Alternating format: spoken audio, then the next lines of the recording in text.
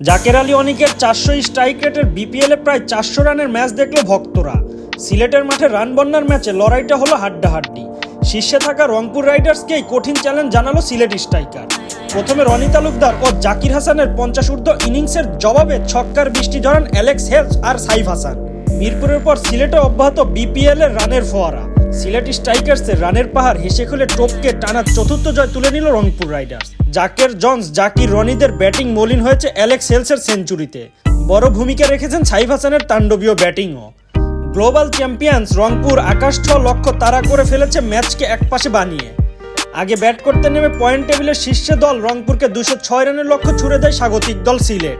ফিনিশিংয়ে bat করতে নেমে দারুণ নৈপুণ্য দেখিয়েছেন অ্যারন জন্স ও জাকের আলী অনিক। জাকির হাসান ও রনি তালুকদার হাঁকান 50। সিলেট আন্তর্জাতিক ক্রিকেট স্টেডিয়ামে টসে জিতে প্রথমে ফিল্ডিংয়ের সিদ্ধান্ত নেন রংপুরের অধিনায়ক নুরুল হাসান সোহান।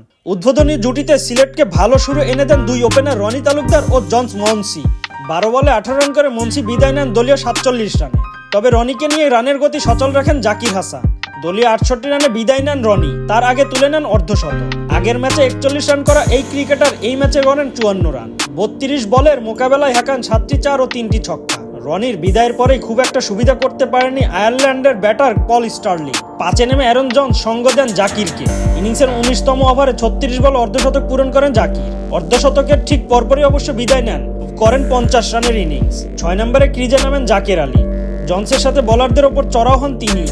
শেষ পর্যন্ত 19 বলে 38 রান করে জন্স ও 5 বলে 20 রান করে জাকের অপরাজিত থাকেন।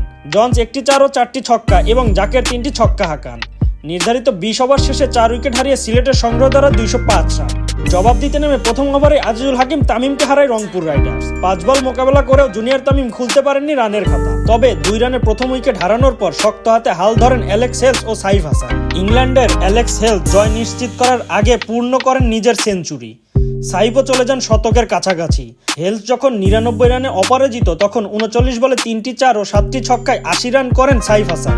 এর পরপরই তানজিম হাসান সাকিবের শিকার হয়ে মাঠ ছাড়তে হয় সাইফকে। তবে 54 বলে বিপিএলে নিজের দ্বিতীয় সেঞ্চুরি পূরণ করেন হেলস। শেষ পর্যন্ত 10টি 4 ও 7টি ছক্কায় 56 বলে 113 রান করে জয় নিয়েই মাঠ ছাড়েন। 1 ওভার ও 8 উইকেট হাতে রেখে জয় তুলে নেয় রংপুর রাইডার্স। সিলেট তাই 205 রানের পাহাড় সমান পুঁজি নিয়েও লড়াই করতে পারেননি। সিলেটের রানের পাহাড়কে রীতিমতো ধুলায় লুটিয়েছে রংপুরের অ্যালেক্স হেলস ও সাইফ হাসান।